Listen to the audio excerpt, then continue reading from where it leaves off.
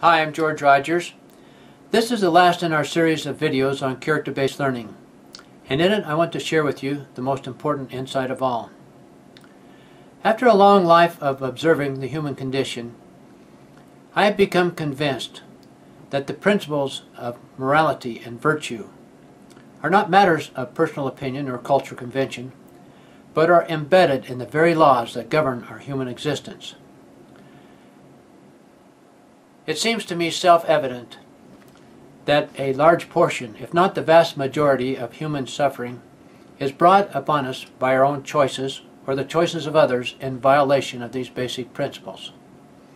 And therefore, since our happiness and well-being is dependent upon our obedience to these laws, it seems to me essential that we understand the answer to insight question number 10.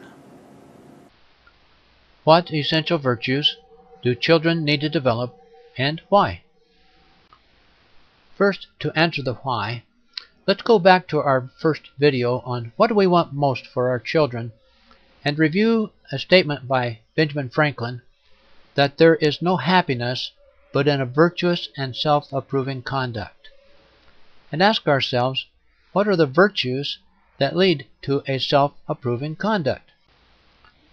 During World War II, the annual report to the Board of Overseers of Harvard University on January 11, 1943, stated that the primary concern of American education today is to elevate in the largest possible number of our future citizens an appreciation of both the responsibilities and the benefits which come to them because they are Americans and are free. As Americans, we frequently concern ourselves with the rights of citizenship and are quick to claim its benefits. But just as frequently we fail to concern ourselves with its responsibilities. Yet the freedoms we so highly prize are entirely dependent upon the responsible exercise of the rights we claim. Responsibility is about taking ownership of our choices and actions. It consists of the ability to act, the right to act, the duty to act, and accepting accountability for our choices and actions. Thus it is that only by taking personal ownership of our thoughts, feelings, and actions are we ever able to achieve our full potential. Benjamin Franklin wrote, "There is no happiness but in a virtuous and self-approving conduct." In the same place he also wrote, "What is without us has not the least connection with happiness, only so far as the preservation of our lives and happiness depend upon it." Unfortunately, all too many look for self-respect in the approval of others, often by doing things they cannot approve of themselves. But in the nature of things, self-respect can only be found within, and only then as a result of a virtuous and self-approving conduct. Self-understanding is perhaps the first step in achieving self-respect. To achieve our personal potential, it is important to understand two things: our strengths and our weaknesses. Strengths are what we must build on. Weaknesses are what we must build around.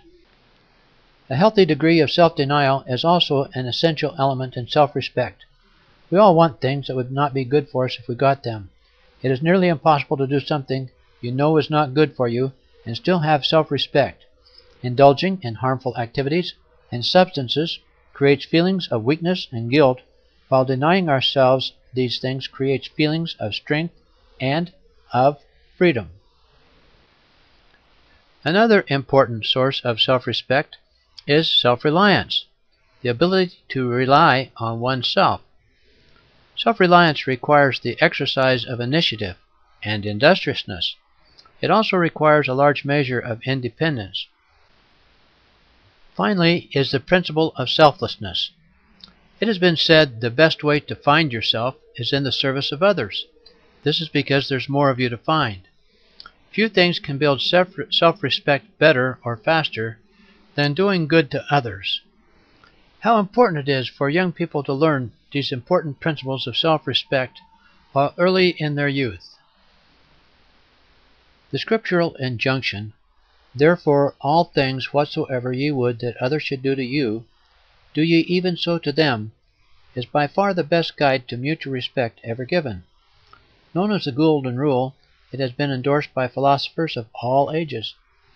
But for all its merit, the Golden Rule is not the general rule. And as the words of a song remind us, hate is strong and mocks the song of peace on earth, goodwill to men. 3 important ways in which respect may be manifest are caring, fairness, and honoring.